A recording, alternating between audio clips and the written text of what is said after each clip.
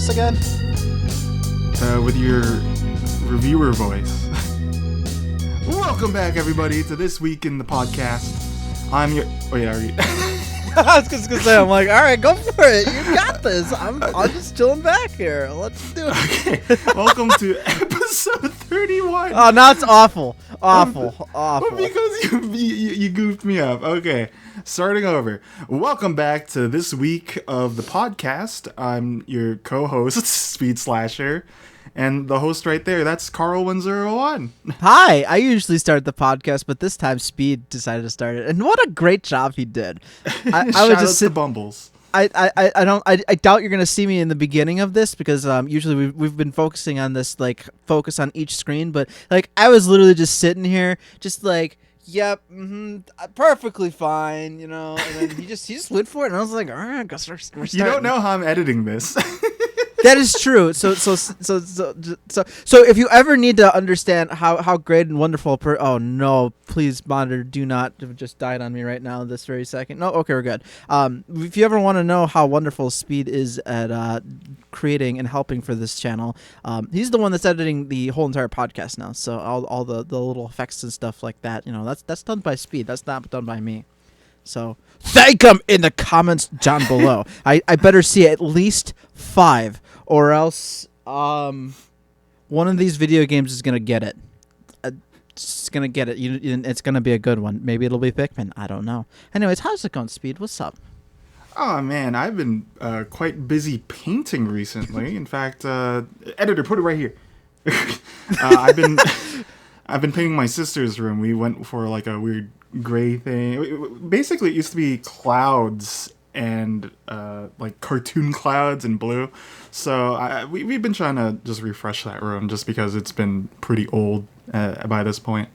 Besides that, in my free time, I've been playing stuff like Bricadia. I've been mentioning this to you guys. This man has been playing Bricadia every single day. I kind of have been. Every single day at night. Because, dude, it's an indie Lego game where you just build things with other players. And I don't know, I haven't gotten to the flow of using... Because building is very, particular. You have to use a lot of keys. But then I got used to it. Now I've been building stuff like farms and stuff. So that's been fun. Speaking of farms... Oh, well, later on. What have you been up to? I am just... if you can kind of tell in my voice and my nose, I'm like, no, it's nicely and snivelly right now. So in usually when that happens, and I get sick like this, my voice gets lower by natural tendency. So I'm able to go really low now. But aside from that, I've been really mostly focusing on just streaming and mostly focusing on just my own sanity, I guess. I don't know. This week, I was super excited to do stuff, and it just didn't happen the way I wanted it to do. So, it's not to say that things haven't been happening this week. I've been focusing on Hades on stream, right. and I've been really enjoying it. It's definitely not my super favorite game in the whole entire world, but I will say that it's definitely been an enjoyment. Of the 9 hours or so that I've played so far, I've definitely been like, all right, this has been worth it. I'm still going to keep going and tracking along with it. I've beaten it, and I think the more you play through it, the more you get to see the intricacies of these characters and the routes you can take for your different builds. So I think it's not like a JRPG where it takes a good while to start up, but it still kind of has a bit of a gradual progression thing as well. Mm-hmm. So. Yeah, that is something that's very unique about that specific roguelite, as it would be, not roguelike, because there seems to be a difference and not a difference, and then a difference and then not a difference. It goes back and forth, really. Primarily the difference is you get to bring progress over in a light, and then in a like you're just unlocking stuff. So, like Vampire Survivor. Well, there's 3 technical classifications, because there's the rogue, right? And then there's the roguelite. Yeah, and then there's roguelite, as in LITE. It's confusing, man. Video game genres suck. All genres suck. You think video game genres are whack? Music genres are whack. When you have neoclassicism. Acid rock with some metal influence, and then jazz thrown in there, and it's like, why? What do you want this to be? Oh yeah, some gent too. That's the thing. So. You reminded me though. I've also been playing Chibi Robo, the clean sweep, which has also been pretty interesting. It's a lot more than I thought it would be in terms of being different than the GameCube one I played as well. So Yeah. On top of Hades being streamed as well, we had Community Night over last weekend, which I thought was a lot of fun. I introduced the brand new Hexagon. What's his name again? Freddy. No. Fisher Price Frankie. Fisher Price Frankie. There we go. Frankie. Tongue twister. Which is a cool way of showing off or being able to be shown off as a subscriber on Twitch and on not Reddit, Patreon.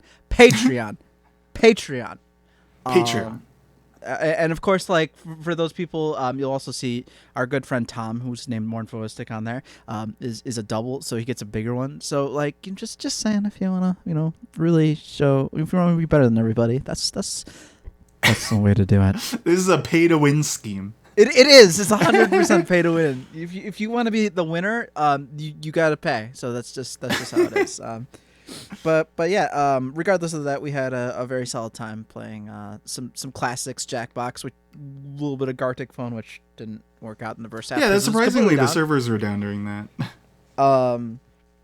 We did some Mario Kart and we did some marbles, of course, and we watched the very, very, very, very, very fantastic, wonderfully amazing, not better than LSD Dream Emulator, Mario movie. To explain that joke real quick, we watched that movie for movie night, and then Carl went through the Hexagon review thing. If you thought we were done talking about reviews last podcast, boom, we're back.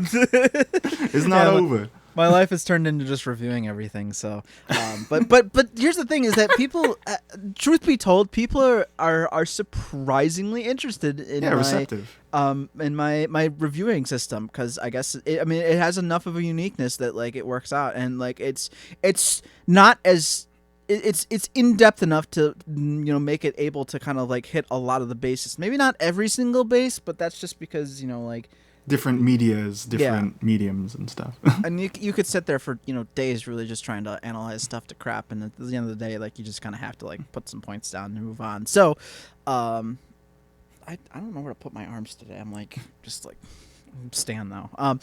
But yeah. So what did I rate that movie again? Like a 22 out of. No, that's too high. It was like a 19. Okay, 19. It barely beat the LSD review. Which I think actually puts it still in the just okay category. Yeah.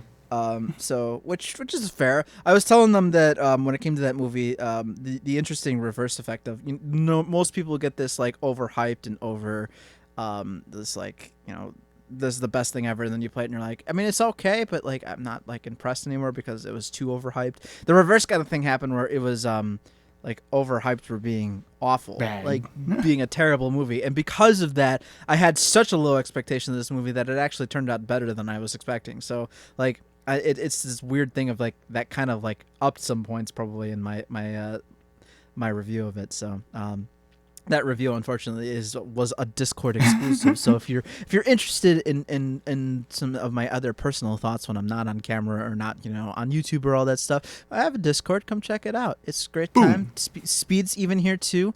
He hangs out and he does a really wonderful job also moderating that Discord as well as moderating the rest of my life too. I'm not your manager. Yeah, Carl, you got a meeting at 3 for the lawn mowing. Wait, I do, bro. We gotta get this podcast moving. Then we got 15 or 45 minutes, less than 45 minutes. Yeah. So I guess let's move along to. There's been a lot of news that came out this particular. I'm not done yet. You're not done. I'm not done yet. I'm the manager. Let's move on. Okay, fine. Sorry. I have one more quick thing I want to talk about. I saw a concert over not this last weekend, but the prior weekend, which was the May 20th, May 20th is when I went and saw a concert. I saw the legendary guitarist Charlie Hunter with Scott Amendola. It was a two-piece band. Charlie is a fantastic guitarist by himself, but also is able to play with bass strings on his guitar a lot of the times. He's been known to play like 8 strings. I think he's played 10 strings at one point. I could be entirely wrong about that, but regardless, if you haven't listened to Charlie Hunter, that's my music pick for this podcast, which apparently we're doing now. New segment. Yeah, new segment here. But yeah, that was a fantastic concert because honestly, I enjoy most concerts. It's pretty like you have to kind of try to like be not great at giving me a concert to listen to. Like you really got to try. But the thing that really impressed me the most, and I don't get impressed too often these days, as evident by like everything, and I really do apologize that I'm like that. It's kind of like a depressing thing about myself. But aside from that, the thing that really impressed me about that concert was the energy and the chemistry between the two of them.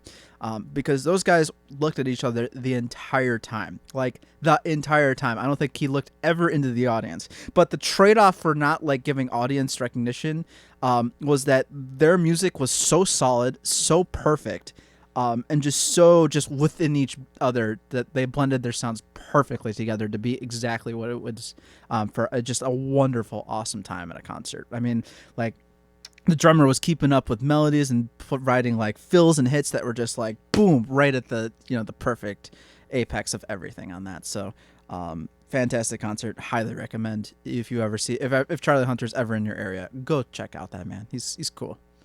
I haven't really seen like a concert because I don't go to concerts. I just watch them on YouTube. I haven't really seen one of just a duo, except maybe I'm gonna get this wrong. It's Ryuichi Sakamoto and someone else. I don't think it's Iggy Pop, but it's someone.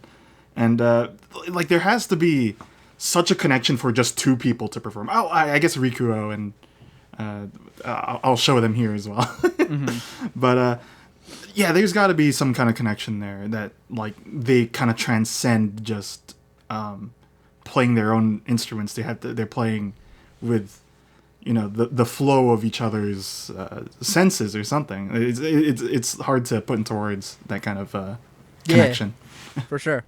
The other one I would say is Local H is a duo. Oh, really? I didn't know that. Yeah. They've been a duo since like the 90s, and they just keep. Really, it's Scott Lucas in that group, which is just because the drummer has changed like 3 or 4 times throughout the span of that band, but Scott Lucas is the one that's primarily.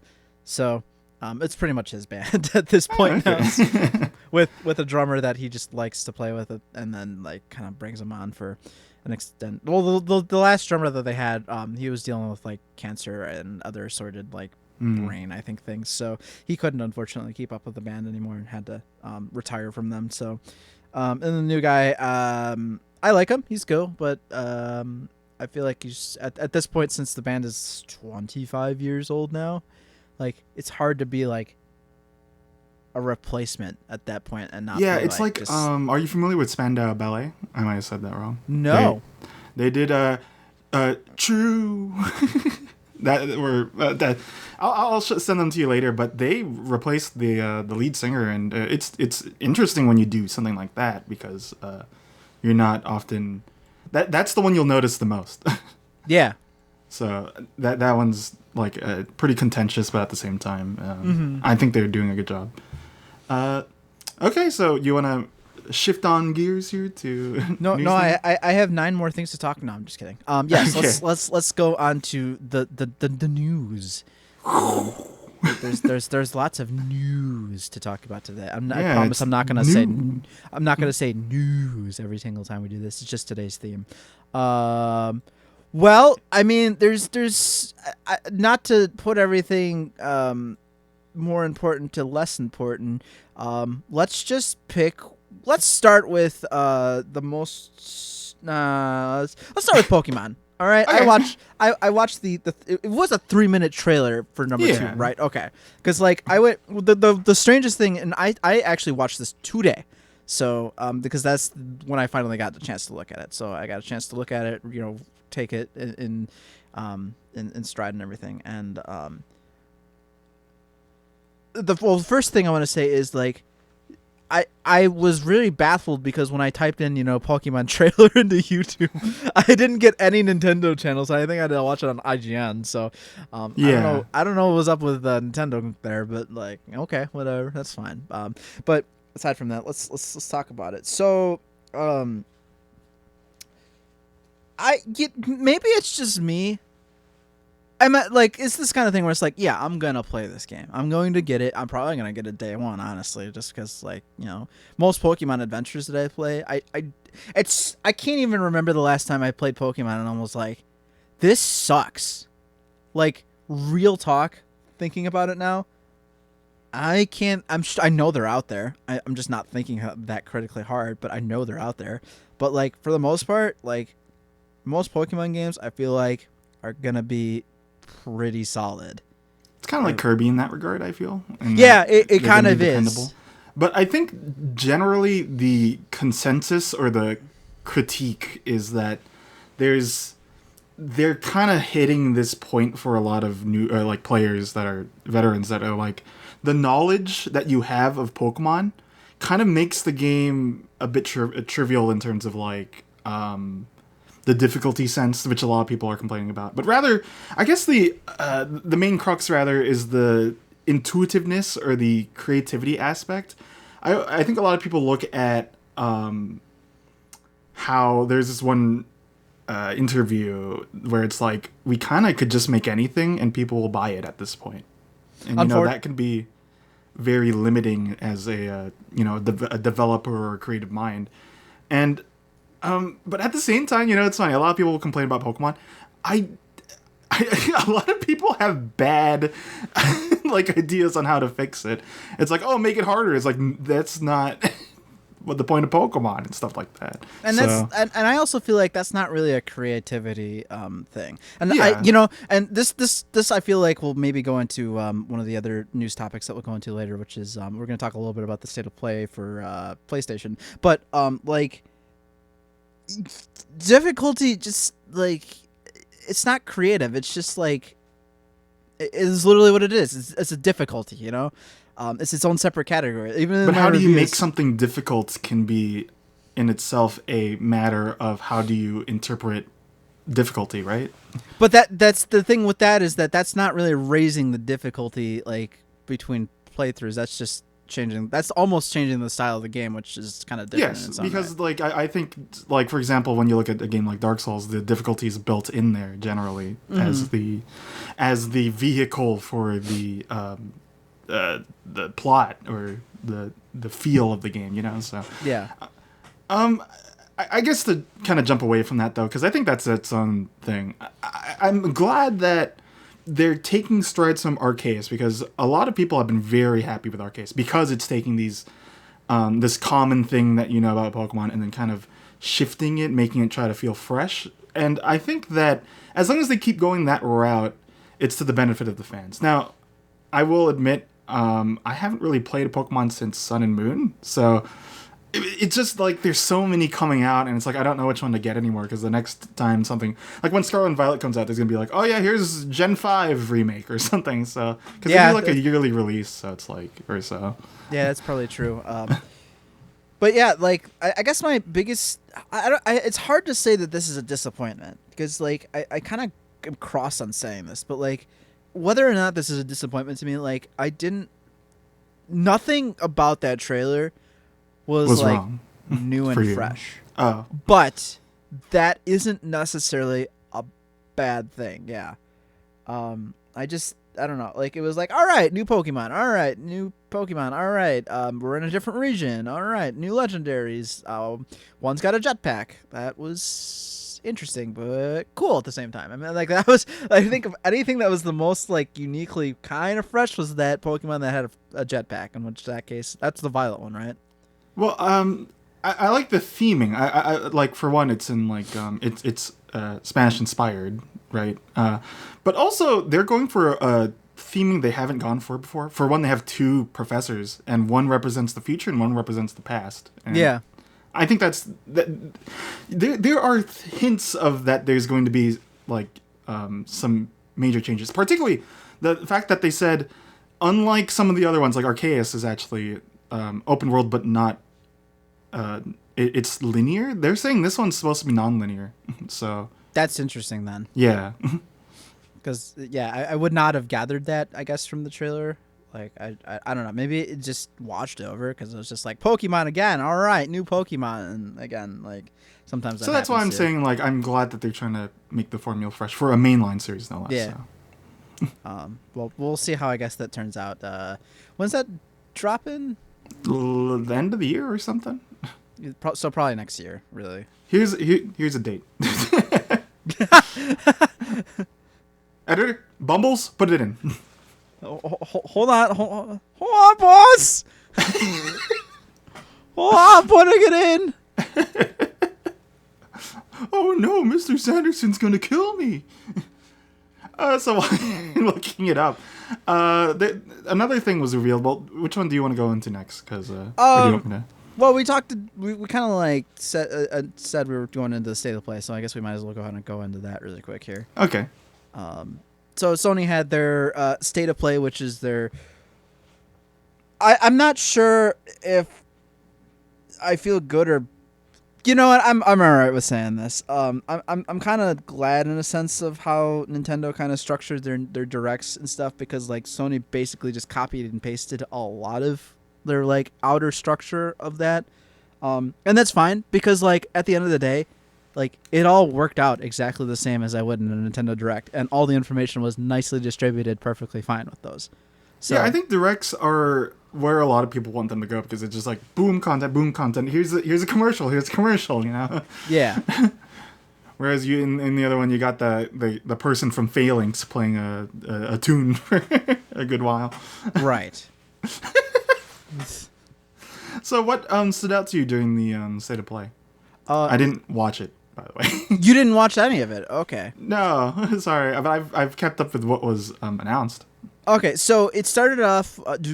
You're fine with me spoiling basically everything. Yeah, I mean we're here to talk about news. Okay, all right. So basically, it started off with heavy Resident Evil. I was like, oh yeah, wow, because they're gonna do 4. Yeah, they're remaking 4, which I feel like isn't one that needs to be remade, but we'll see.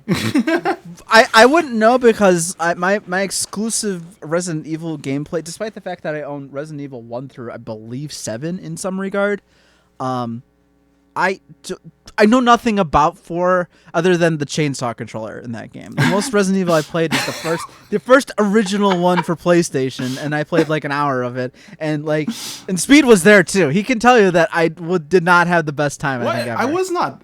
I was there. I'm pretty sure you were there. No, I don't remember you ever playing Resident Evil 4 or Resident Evil with me. No, not 4. 1. 1. No, I was around for 1? No, you weren't on stream. You were at the stream. Like you were I don't remember this. Yeah, dude, I played the first Resident Evil for like an hour and a half. I feel like you were talking about the statue in one of the corridors that had like something specific hidden. This feels like you might be confusing me for TFP because I don't remember. I don't know.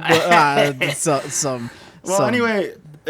Suffice to say, he's also saying that because, like, I've played a fair amount of the Resident Evils. And so the big thing with the Resident Evil 4 is it kind of pivoted the series 5 and 6 to be kind of like 4, for better or for worse, but more like it was a revolutionary entry into the series and changed how a lot of people perceive survival horror games.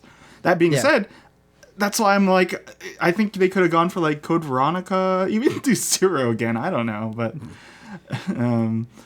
I just thought it was a weird pick, but at the same time, a lot of people like Resident Evil 4, so I think that's the reason why they're doing it. And then to pivot, they continued on with Resident Evil, but the Resident Evil 8 wasn't necessarily the main attraction. It was that it was getting a VR port of it. Yeah, which is really cool. VR of there's a Resident Evil 4 tech demo, I think, or something of the ladder. The cabin sequence, which is a very famous part where you're just supposed to do all these micromanagement things, but that was in VR and that was really cool. So yeah, and then the other games that were coming to VR were the New Horizon game, which I think that was just announced at that state of play. So I think that's a brand new Horizon in the Horizon series, Horizon Call of the Mountain. I could be entirely wrong about that because I know very nothing about Horizon. Unfortunately, me neither. I haven't really been playing the Horizon series as Despite- cool as it seems. Despite the fact that I also own a copy of, I think I own Zero Dawn. Could be wrong on that too. I know I own one of them, but and then the other two games that were coming to VR. Unfortunately, since I don't, this is the unfortunate truth about VR is that like until you own a VR kit of some regard, like VR, I feel like kind of just like gets thrown under the couch. It's not accessible for a lot of people yet. Is the primary issue. Yeah. Why can't I find the other? But I really want to play games like I think you and me both want to play Half-Life Alyx a lot. Oh yeah, for sure. That thing looks impressive. Here we go. The Walking Dead was getting a new chapter. I guess. Yeah, I guess I wasn't even.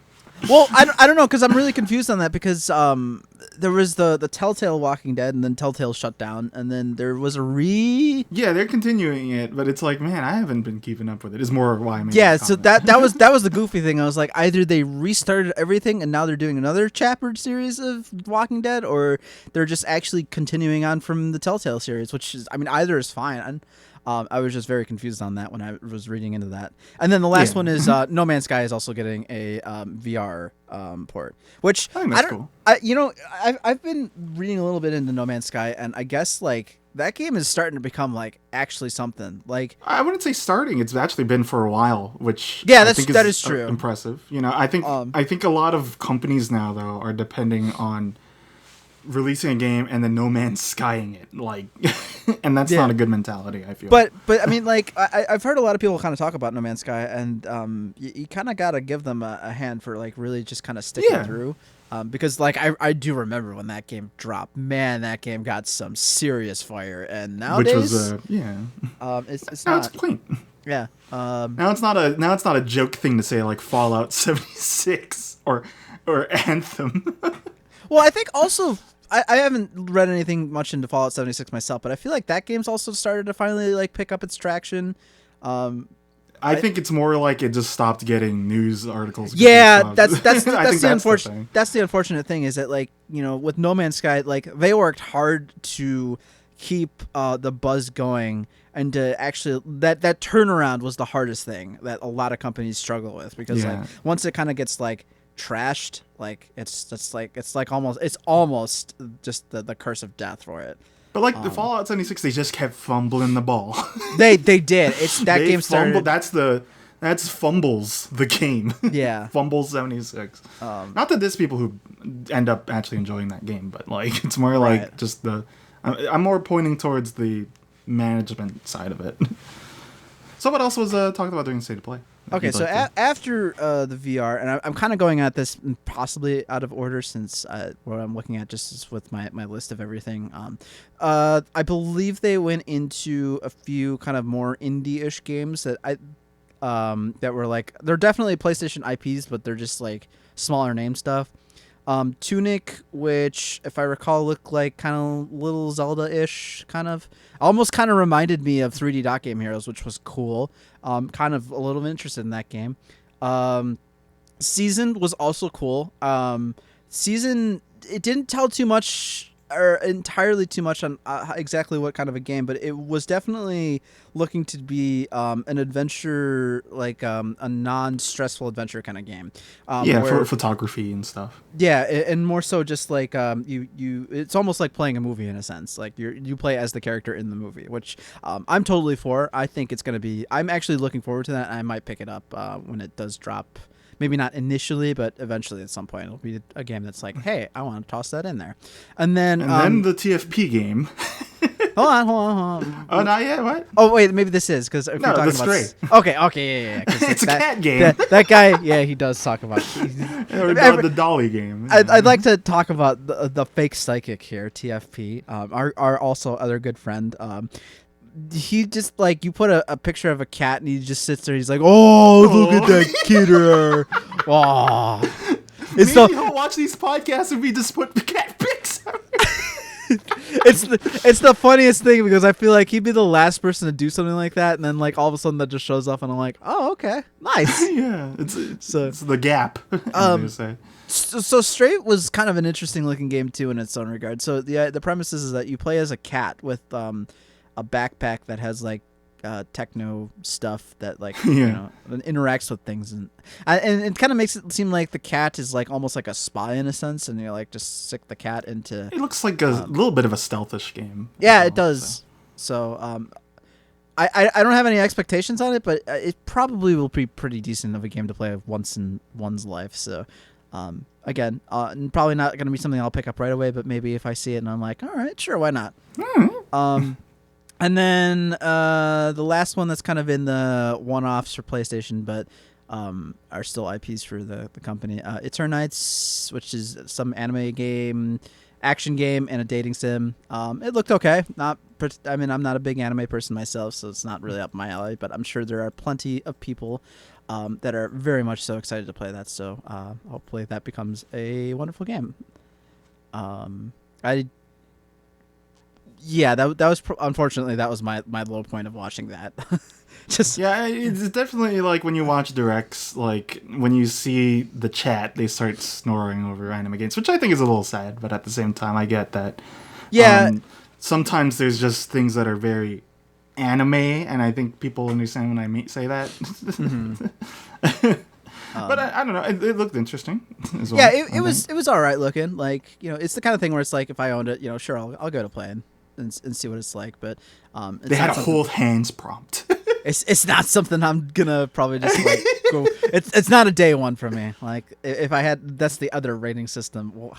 What's the inclination of whether I'll buy this game now? You have day one. You have probably within the first few weeks, and it's like you just kind of keep going, and then like if your game, I feel like it's kind of harsh to put it there, but like I don't think there's ever a time that this really happens. But if a game gets put into the bargain bin only category, like. It's not good, but I can't remember ever actually classifying a game right at the beginning like that. So, because like you can't judge a game that far out. Like definitely you haven't played the darn thing. Yeah. So I kind of like shudder to be like that's a category that can even be factored into that. So. But yeah, so that was the others. Oh, and Rollerdrome, which looked like what's it called? Oh, there's two more actually we got to talk about. Rollerdrome, which looked like Jet Set Radio, but without the jet. So it was just set radio basically. Actually, no. What it was is it was actually like a weird. You know what it kind of reminded me was like a weird Grand Theft Auto game that you like mini game that you play, because it was roller skating around like a roller ring or like a skate park almost. And then, like, he pulled out, like, a 9mm and just started shooting people up. And I was like, okay, this is, like, it is as goofy as a concept as it was. I kind of got interested just by that little tidbit of watching that. And I was like, all right, kind of want to give this a try. The appeal is control, and it looks like it controls really well. I think that's the fun of that kind of game. When you want to make an intuitive control scheme, it's like, well, what do we do? Well, we make it so then you roller jump over and rocket blast everything. So Mm-hmm. So let's go into the last three here. Let's start with Final Fantasy 16 because I think that's the least I have to talk about. It looks cool. It's Final Fantasy. 15 was great. Still haven't beat it. And that's not because it isn't because I hate it. It's just that I haven't had the time.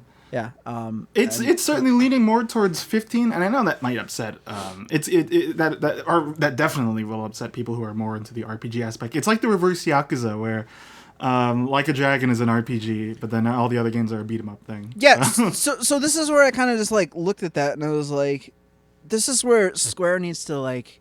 Where they could actually, I should say, capitalize on everything, because realistically speaking, they dropped those pixel remasters or remakes or whatever you want to define them as, and as far as my understanding, those are pretty solid games, correct? I haven't played any of them. Okay, because yeah, I've seen like I guess they redid all the music. Like I listened to the Six's soundtrack and I was like, wow, this is a really solid soundtrack if that's from Pixel. So and it seems like they were like done with the intention of being like as great as possible. So like what they really need to do is they need to just like keep rolling with the action RPGs for Final Fantasy Standard and forward. And honestly, that's kind of like the good point of like, you know, doing better and better is that, you know, like for Final Fantasy 17, you know, take it one step further, find something new to kind of like enhance the game as long as you obviously do it correctly. But in this case, now that they have their Pixel series, like just enhance Pixel. I mean, obviously you can't like say Final Fantasy 7 Pixel without just like making Final Fantasy 7 into some sort of a Pixel game. But that's a weird one to pick when they are already doing a remake. Yeah, I know. They're kind of at that. Picked 8. they're at that really weird crossroads. But I mean, like, just you know, define it now as like the Final Fantasy Pixel series, and instead of just using numbers, just like obviously use titles and stuff. And I think that they could really just like I think they could come up with something really awesome if they like try to kind of go that route directly. And I think that'll honestly speaking satiate everybody because like realistically speaking, like yeah, okay, Final Fantasy 1 through 16, sure, there are those numbers. But realistically speaking, there are a pile of branches on like almost every single game at this point for Final Fantasy 1 through 16. So like Final Fantasy has kind of evolved into just like do whatever. It's been every genre out there except maybe I can't think of a shooter one at the moment. I mean, Final Fantasy 15. I feel like there's a couple of gun moments. Yeah, but no, like a first person. Yeah, it's definitely not first person. Well, I don't know. Is there a mod for it yet? I don't know because it was like you know you might as well say Barrett's in the game or Laguna. That is true. The whole time. That is very true. But I think at the end of the day, though, like Final Fantasy 16, I'll probably pick up. Okay. Again, maybe not like right away, but like when I'm kind of like, I need an RPG in my life, or an action RPG, and I'll be like, that's perfect. I'll grab it. So, anything else you gotta say on that? Not particularly. It's certainly going in a direction like I think Square Enix always, if they don't knock out the other things out of the park, they always knock out the visuals out of the park. Like that. The cutscenes and the gameplay like that looked really nice. And I mean, that's all I have to say. Yeah. So on that front. Now I'm gonna really kill Speed here because I know there's one thing out of this whole entire thing he wants to talk about, but we're not gonna talk about that yet because we're gonna talk about the Callisto Protocol. We're gonna talk about Callisto. Yeah. So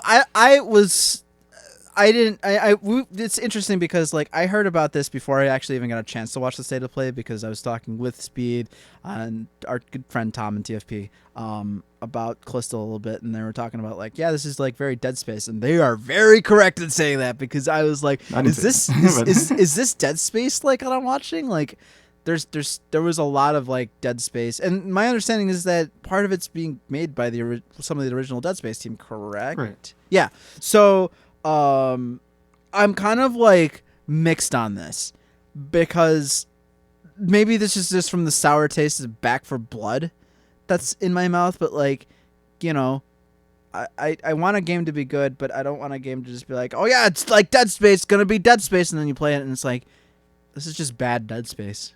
Like I don't want that. But I mean, it did suffice to say, it does look fairly decent. I would give this a go. Fairly quickly. I think it's scratching that itch. I always think that to compare one game to another game is kind of, at least for me, I find that bad practice. I'm trying to avoid that. I'm trying to errata that and replace it with just my own working lexicon. But at the same time, like the camera angle is slightly over the shoulder. You know, you have all these aspects of Dead Space, so I think you can't not bring that up. I think it's a fair assessment. So, I just hope that, because I know Back 4 Blood was very unfortunate for a lot of people in terms of, like, it wasn't what they were wanting. So I just hope that Callisto does what it kind of wants to do as well, but without being hampered by, it's just Dead Space, you know? For sure.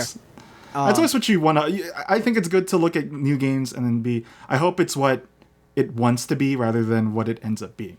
Or right. I hope it's better than what was anticipated to be. And the thing too is that I feel like both those games are gonna like drop almost like next to each other, like with the Dead Space remake being made versus that Callisto being made. Like, I mean, maybe this is false, because EA really hasn't like. I feel like there really hasn't been like an official like announcement for the Dead Space remake. Still to this I haven't day. been keeping my ear to the ground to it either, admittedly. Yeah, well, I mean, like, because honestly speaking, if I recall, I feel like it was possibly just leaked more than anything, which kind of doesn't bode well. But we'll see with that. I mean, Callisto is obviously a like thing that it is going to happen at this point. It was announced as a full game. There was trailers and everything, so like that is going to release now. We'll see what it is. I think it, honestly speaking, I think it'll be a pretty solid game since it seems like it's being very backed by Sony, and Sony really doesn't want games that suck either. So, I think it'll be good to see, and I think it'll be a fun game to play. Okay, Speed. All right, stand back. I'm going to Morb. Okay, Speed. Now you have to explain to everybody on the podcast who watches because they don't, know what that means. Please explain to the podcast what morbing means. No. It's funnier that you don't know.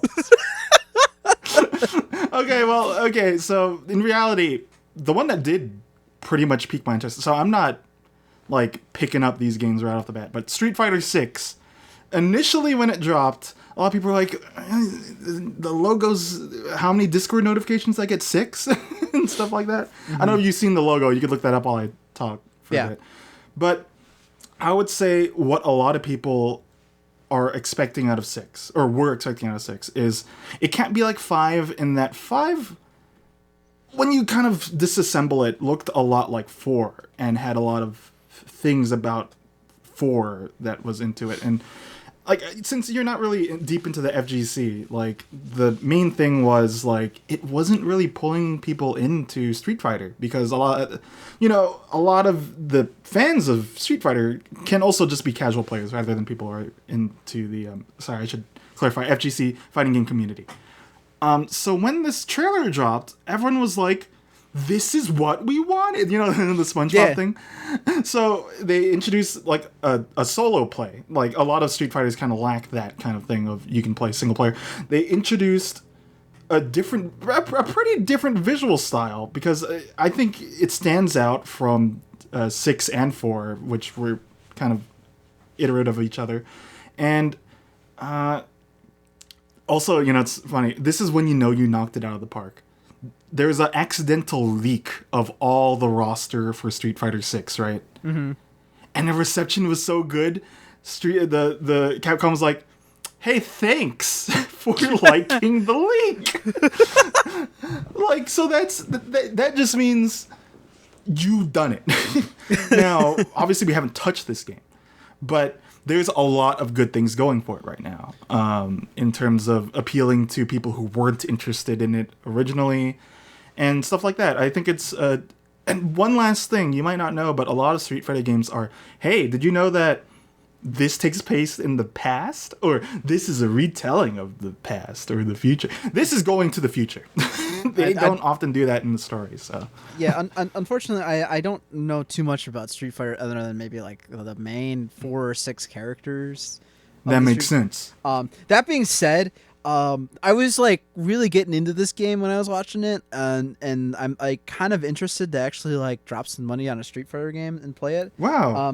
That being said, I was like that until I saw Ryu and I wanted to cry. I was like, oh no, bro. What do you mean? Because the beard and mustache that he's got on himself now makes him look like he's like going into his almost 50s, and I'm just like, no. You're just feeling relative to him? Because the thing is, it's in the future. You should see Ken.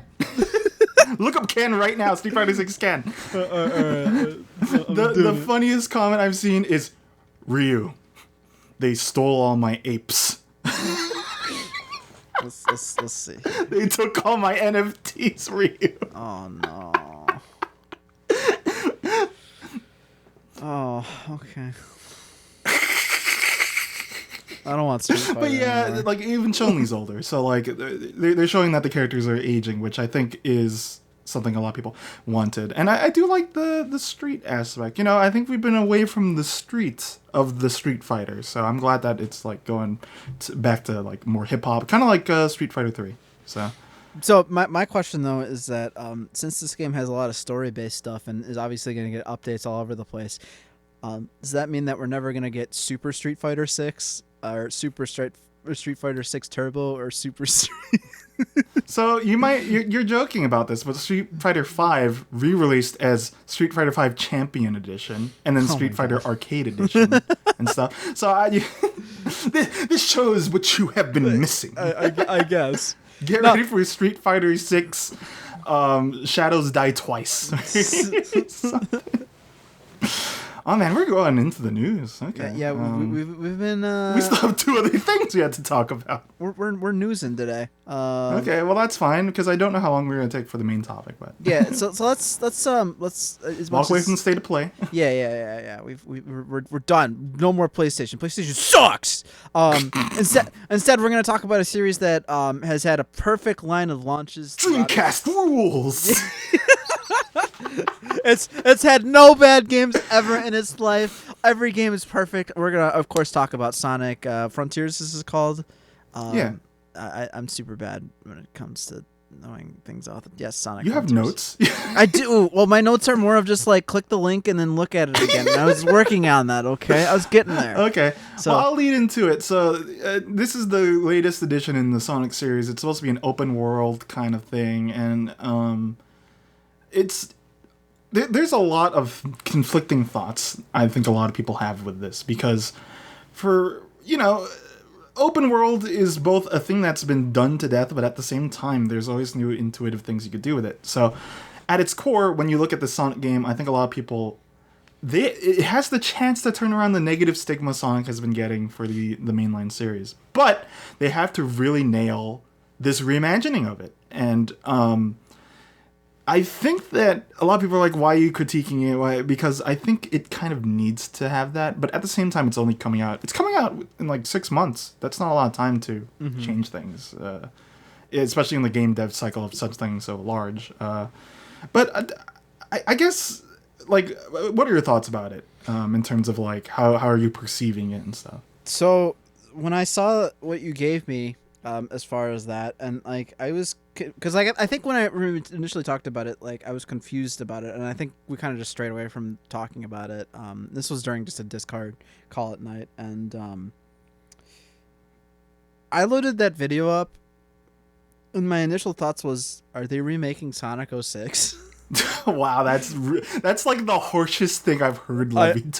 And it was, and here's the thing, was I wasn't meaning that to be harsh or anything, because like that isn't necessarily a bad thing. And I know this is gonna sound weird, but like I would just meant that, like, I don't know, maybe they're like going back, and because like Sonic 06, like, yeah, okay, it was a bad game, sure.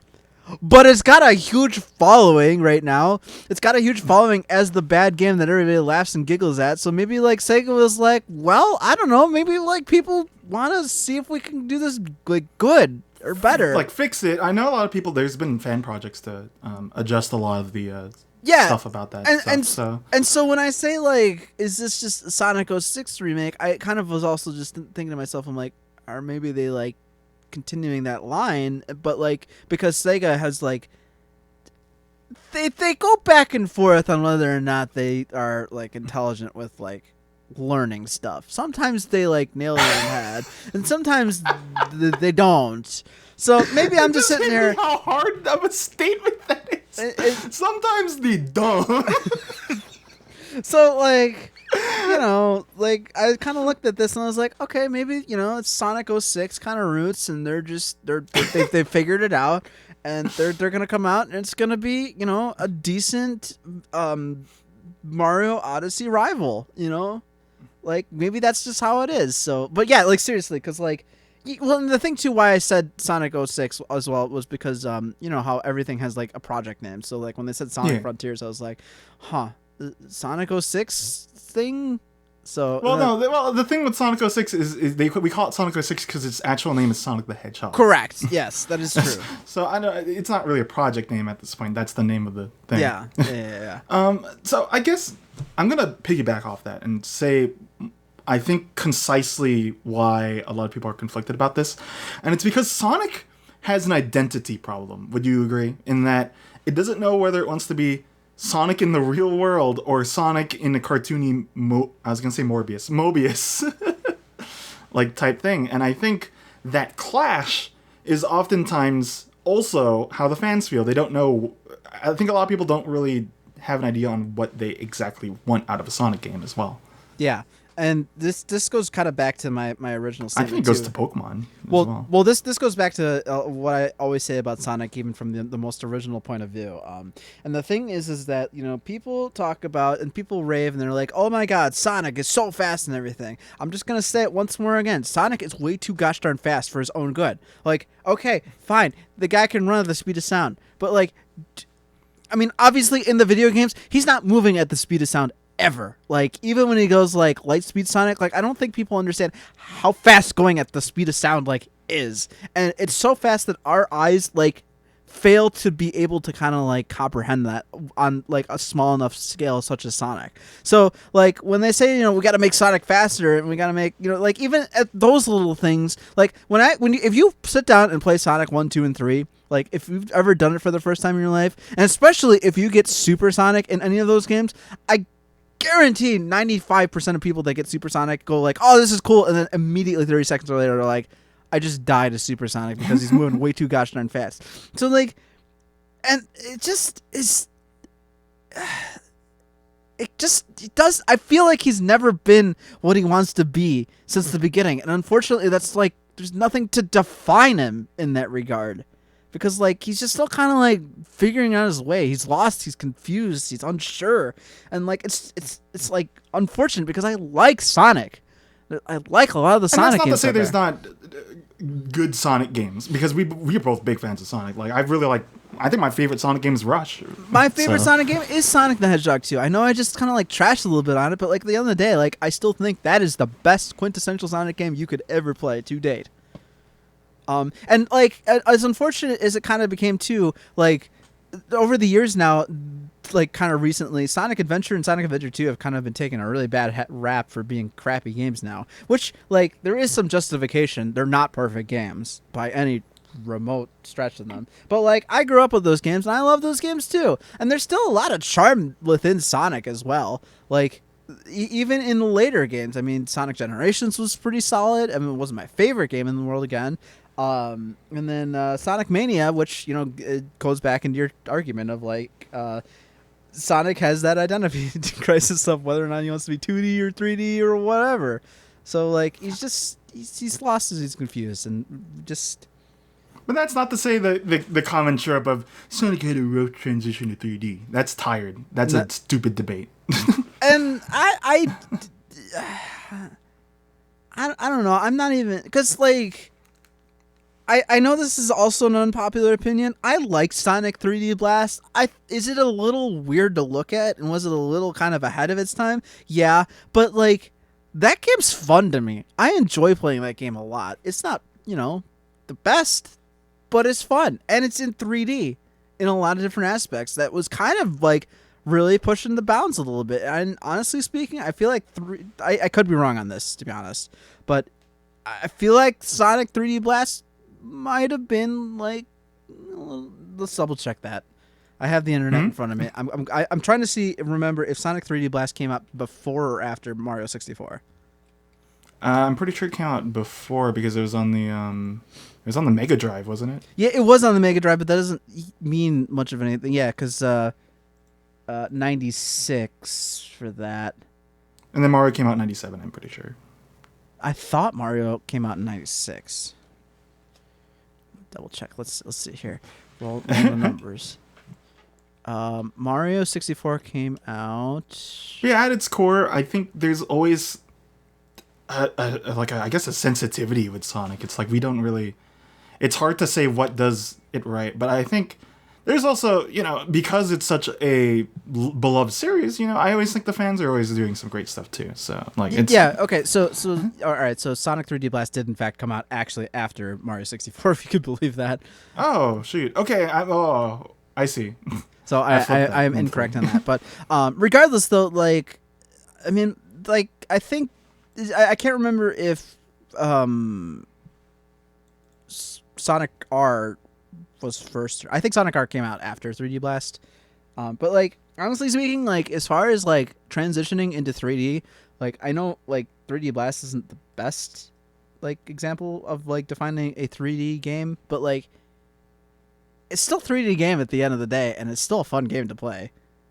So like, I'd say he did an alright job. Is it a 3D game? Isn't it just sprites?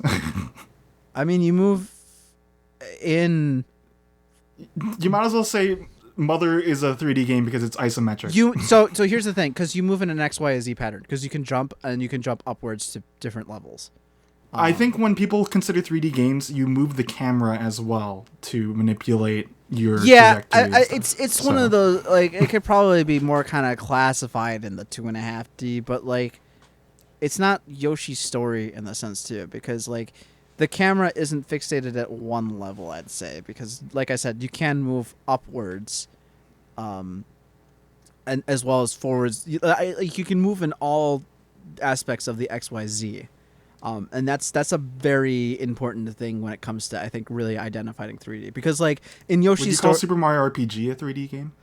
You move in the three directions. Technically, yes. I think you would, by classification, call it a 3D game, because like I said, I mean, like, at the core of it, it's 3 dimensions. You have an X plane, a Y plane, and a Z plane.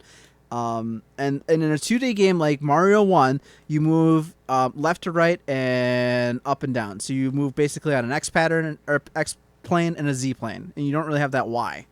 And I'll say that's an interesting conceptualization, but I don't quite agree with it. I understand the argument between like Sonic 3D Blast versus like Mario 64, because yes, there is definitely a difference, and obviously you have the free roaming movable camera, and and I would say the main point of a 3D game is that you're using 2 things to direct your character.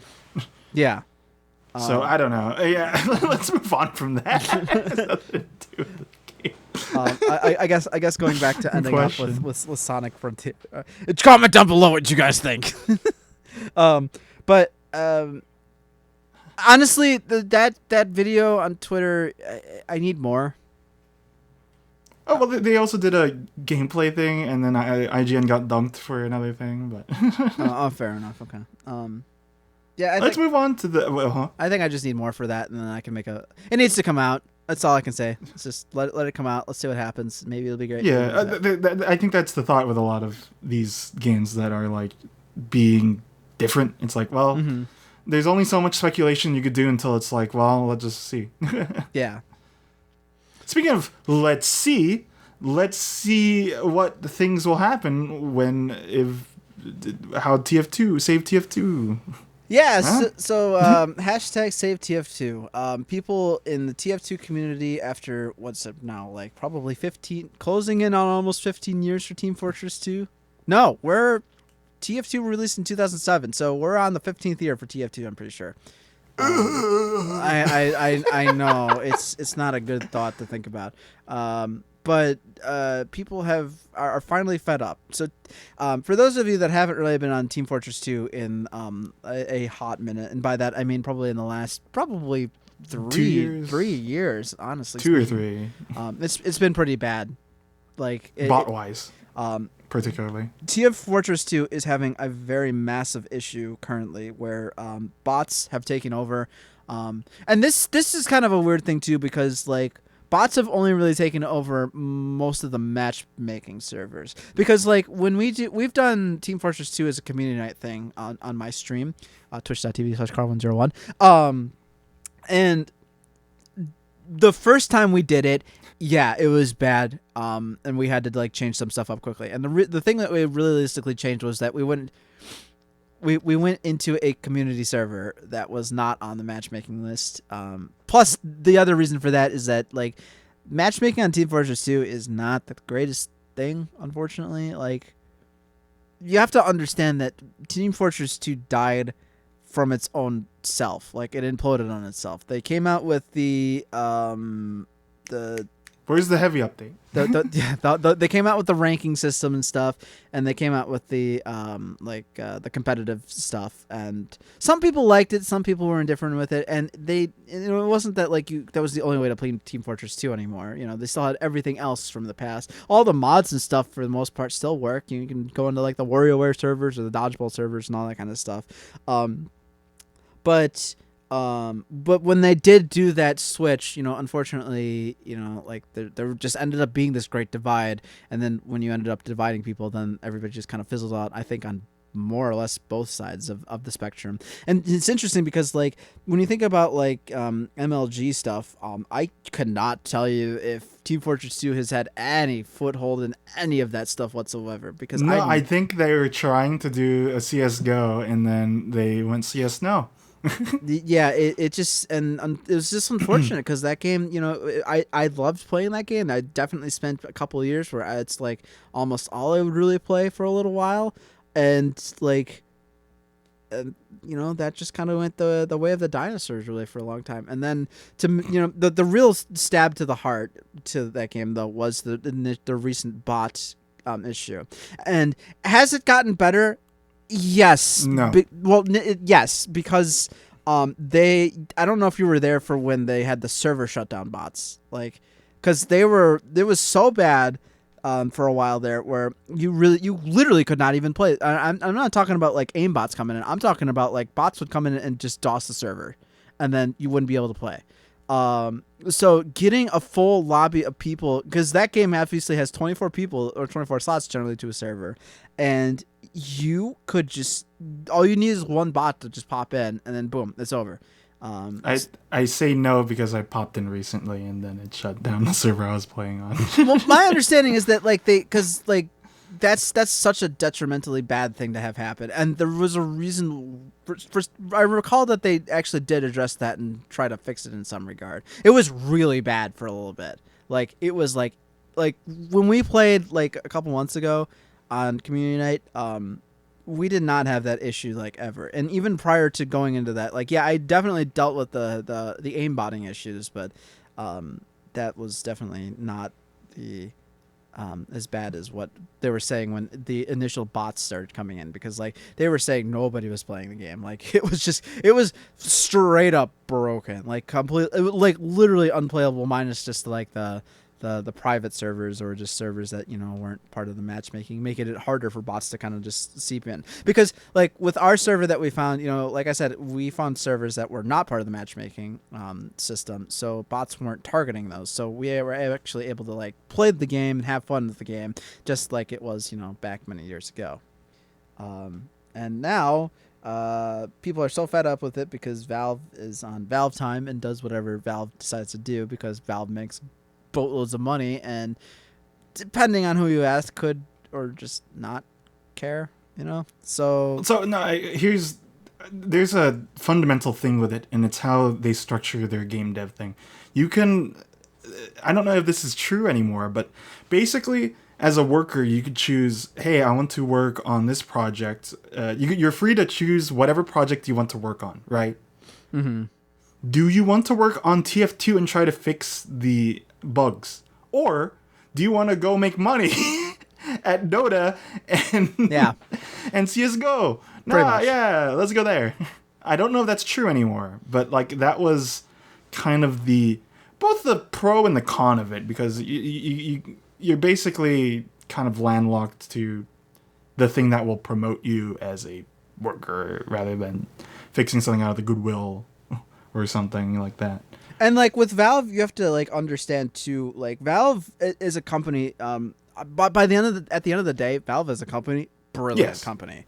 You cannot knock them for all the stuff that they have accomplished and how their work ethic and stuff just happens to be, as far as my understanding. And if you understand a little bit more in depth about, I don't know if they actually do much of this anymore, but back when Valve was a smaller company, everybody's desk had wheels on it, and the reasoning for that was that like you work on what you wanted to work on. So if you felt like working on like Half-Life 2 for a little while, great, and then like you were just kind of out of ideas for Half-Life 2, but you're like, hey, I got some stuff I want to kind of throw into Team Fortress 2. You just unlock your desk, roll it over to the Team Fortress 2 section, and boom, you're part of the Team Fortress 2 team now. And unfortunately, like Speed says, you know, when money is more applicable towards the Dota team and the Counter-Strike team and the VR team, really, and the Steam the Artifact team, the Steam Deck team, sorry. you know, there's not much money to be made anymore in Team Fortress 2. So like I'm pretty sure they're on a skeleton team now, if I recall. Like maybe it's like just to keep the servers up, or yeah, just for upkeep really and stuff, which is, you know, not really upkeep if the game is completely still unplayable. But going into what we were actually talking about, a group of people have finally banded together to create the hashtag save Team TF2. To finally like get a message out to Valve to be like, you guys are sucking. Quit sucking. Like, we want to play our game that we've been enjoying for the past 15 years now. Just saying. October 10th, so when Team Fortress 2 came out. That's not even 6 months from now. It's 4 months from now. So. So what it led to was an affirmation, but as far as we know, we don't really know what that means. But like, we did see, we've heard you, and we're going to do something. We don't know what that means, but I think my main takeaway from what Save TF2 has brought is, even if people still don't actively play TF2 anymore, like neither of us really do, I pop in sometimes, as long as the servers are still up, the experiences it gave people should still be preserved. People who haven't played the game yet, but have seen it through, like, say, a Gmod video or creative other aspects, they deserve a chance to log into the game and see what it's about, as long as the servers are up. And the fact that it was let to rot for so long, I think, is very unfortunate, and also a reality for a lot of online games in the future.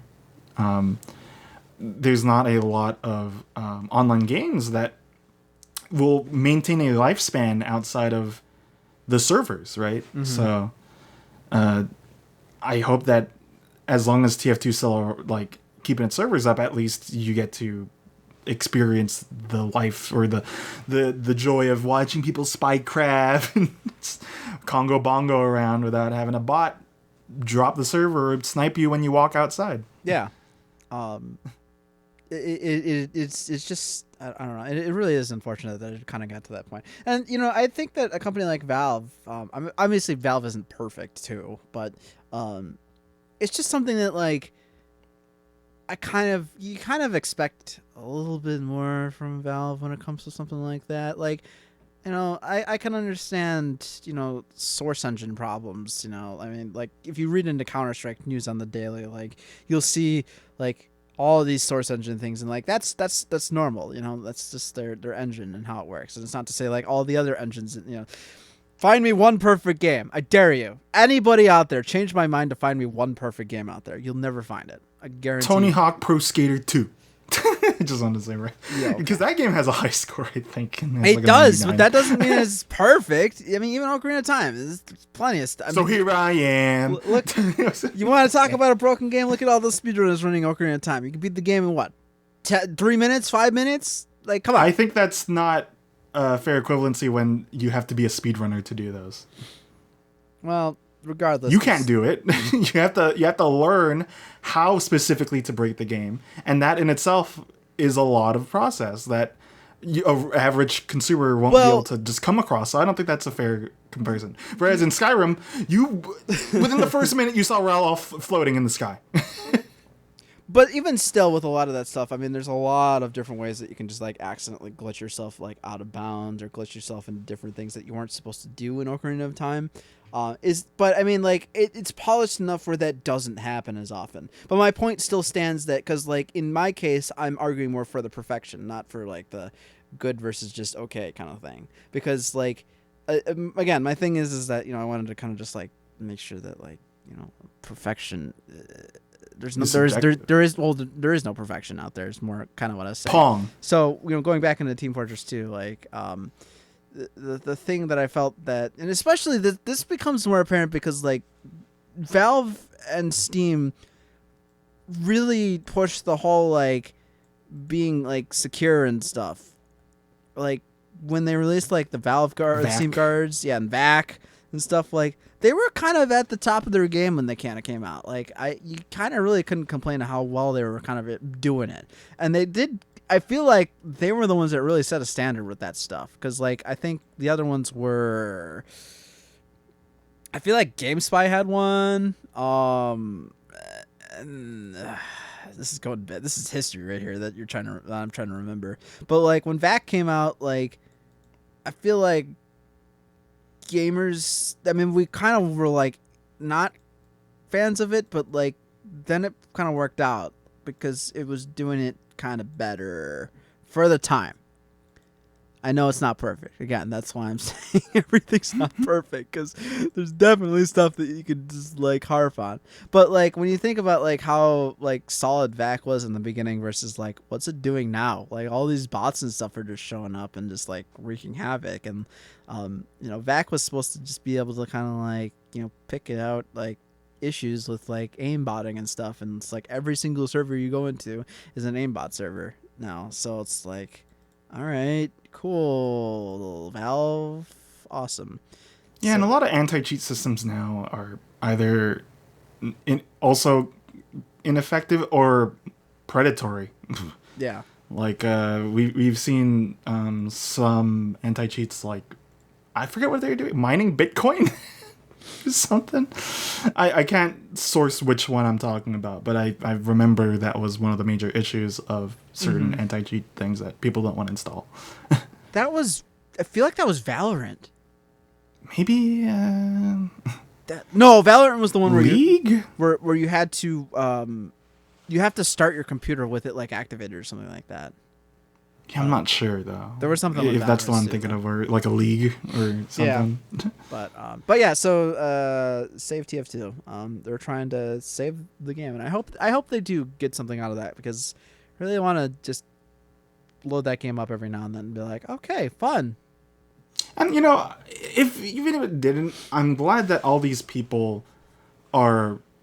It kind of opened up a creative venue. I haven't seen so much like TF2 art in a while than I did recently, and it also just adds on. It's like it's such a cool thing. Now I think I'm going to address some other things. There were some wrong steps with Save TF2. Yelling at voice actors is not the way you get change across. They were bothering Robert Atkin Downs. That's not for example. Yeah, that's not cool. And then another thing that's not cool is let's go camp outside Valve HQ. That's creepy. Don't do that. Yeah. But most of it is like, are you familiar with Lazy Purple, for example? He made a pretty impassioned video about like, I popped in 2017 and it's still the same game I was liking. People doing high fives with me, heavies giving me sandwiches, and then he shows 2022. He walks outside, So, again, with any kind of movement, there's going to be the good and the bad. But I'm glad that most of the call to action was handled well. Yeah. So we'll see if that ends up making it better. I look forward to TF2 being playable again someday. Someday. Okay, so are you sure that wasn't just our main topic? So, let's be a little transparent here. Today's topic was supposed to be farming sims. What? I'm dressed. Carl can't see me. I'm wearing a Story of Seasons shirt. I have my Story of Seasons games, and we're not gonna get to it, probably. No. We're going into it. Gosh darn. No, this is gonna take too long to edit. It's already an hour in. All right. We'll save it for next time. But Okay. we're giving you a little hint. I'll wear the same shirt even. Hey, but you know what? That's good. I think we could make a balance between we're talking about news that passions us, and then if we don't have news, we just talk like a lot of news. It just so happened that there was a lot of news this time, especially because E3 isn't happening. Yeah, so with the state of play just like dropping and having every single game just like being dropped all there. So hopefully next podcast there won't be like a stupid amount of news. Which there probably will be because that's just how it is. But maybe June and July are typically when people are like, "Hey, here's games, here's purchasing." Yeah, probably. Wouldn't be surprised if like next podcast. Well, let's talk about the Nintendo Direct that took 45 minutes to watch, and it's like, oh. So to send a question out then on what we were talking about, can you think of one? I guess maybe. Okay. Here we go. Let's have two. So you make one and I make one. All right. So hit it. And I'm gonna. Oh my god. So I'll one thing that we're gonna start doing here is we're gonna start also typing our questions out in the comics down below so you can actually respond and reply to them. But my question to you guys is that with all the gaming releases, especially with the state of play coming out with Pokemon, what are you guys really the most excited for out of all that kind of stuff? I'd be curious to. I love reading comments. Comment. So that's my question of all the stuff. Probably minus Steve TF. Well, I don't know if you're the most TF2 based. So. Yeah. If you're the most excited about TF2 being re-released with it not being broken, then so be it. So be it. Then that'd be the most excited for that. But honestly speaking, what are you guys most excited to kind of see based on all the news that we've talked about today? So, or maybe you weren't interested in any of that. That's totally fine as well. But my question then is, if you've played. Or have you played TF2 in recent times? Or are you a fan of TF2? What's your thoughts on just the state of it and rather like your hopes? Just stuff like that. I'll generalize that when I put the comment down. But if you folks have any topics you'd like us to discuss or input on what we just talked about, leave them in the comments. Carl will also point down while I'm doing this point down motion. Do like put the comments below. Or email. See,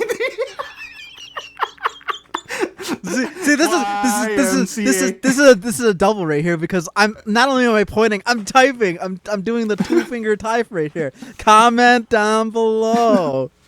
Or reach us out at our email if you'd like at please don't email this podcast at gmail.com. So, what will you be doing here on out, boss? So this next week coming up here is definitely going to be a heavy recording week probably for myself. I'm at the point now where I gotta get my Slack going with Project Chase. I really gotta like get going with that. I've fallen behind. I went into a little bit of a secluded place within my own self, and I'm starting to break out of that and everything. So my focus this week is definitely some Project Chase, as well as making some personal stuff that I need for outside of my content creation. And Hades will be on the docket for that. By the way, I want to just make something really clear is that on Twitch and twitch.tv/Carl101 I am 993 followers currently.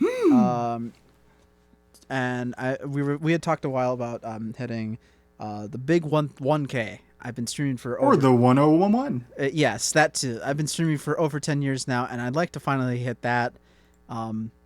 So and as a thing, I do have a follower night planned for everybody. So if you have not seen the stream, I'm currently playing Hades right now, but I varietize whenever I can to play whatever the heck I feel like playing.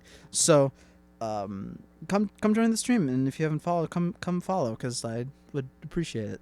So that'll be something I'll have to throw into the work schedule too, to get ready for. So, and I think what I have in mind, you guys will all be excited for that too. But I can't announce anything until not even here. That's how. Until we have the big 1,001 followers. So, other than that, like I said, Hades. I am in the process of moving music boxes from the Carl 101, or the Carl Music Box channel, which will no longer be a thing anymore. Speed is finally happy that I'm finally doing that because he never agreed with that decision in the first place. I'm sorry. And well, I mean, to be fair, like, you were right. Like, but at the time when I did it, it made the most sense to be on that channel because there was so much more content that was gonna just being dropped on the Carl 101 channel. I think it's cool that, like, I think it's also, well, for one, you found things that you feel like belong on your channel, but at the same time, you're also getting this variety, and I think you also kind of appreciate that. Like, and the thing too is that it's the variety in the right way that I wanted it to be. Yeah. It's finally that balance, and we talked about this last podcast, so we don't need to go into that. So, but yeah, the variety and the balance and everything is there now. So, but yes, Project Chase, I'm trying. I am hoping. If you want to make me move faster, just comment down below and like and all that kind of stuff. That always makes me feel better about myself. I actually got 2 really good comments from a couple people over these past 2 days from videos that I've done. So like I said, I actually feel really good when I do get nice things and comments and just any recognition that, like, hey, I really liked it. Like, just saying that much, like, it really, like, goes a long distance. But if you do want to, hey, support me even further, I do have a Patreon that you can go ahead and subscribe to, as well as, if you want to subscribe on Twitch as well, helps me. Every little bit helps and pushes me even further to really try to make the brand as big as possible. So, or subscribe to him on Reddit. I'm not going to let that go. Just slap him. Ow! On my end, I'll be going more through Chibi Robo. I've been still doing this game that we're supposed to talk about today. I'm holding up Pioneers of Olive Town. I'm going to switch up my Mondays, so I've been doing Mario Paint recently. I still don't know what I want to switch it up with at this current moment, but you'll see if you're around my land of the park. You can also find me on Twitter at FlameCannon3 with the 3 eyes, the Roman numeral, or you can find me at SpeedSlasher on Twitch, or you could catch my Tumblr, which I rarely update, but it's for my art generally. But that's everything that I'll be doing for the most part. I'm going to continue painting the room maybe after this. Yes. And then it got quiet. I was expecting like more to be out of that, but I guess I don't know. My expectation was let down from you. So, but yeah, I think that's unfortunately we didn't get to do it. Unfortunately, we didn't get to talking about farming sims, which we'll definitely do next week. We'll set ourselves a limit for how much news we talk about, so we don't over news the crap out of everything. But that was I had fun during that. I think you definitely had a lot of input to say. So I had more input than I thought I was ever going to say about any of that stuff. I was like, not to be like pragmatic, but I was looking at the time. I was like, oh wow, we're really going to talk about each state of play. I was waiting for a Discord private message to be like, hey, can you shut up? Please. I'm supposed to be doing that. And I never got it, so I was like, okay, we're just gonna keep on going and going and going and going. And going and going and going and going and going. This is where the music outro will start going, okay? And going and going. Yeah. Goodbye.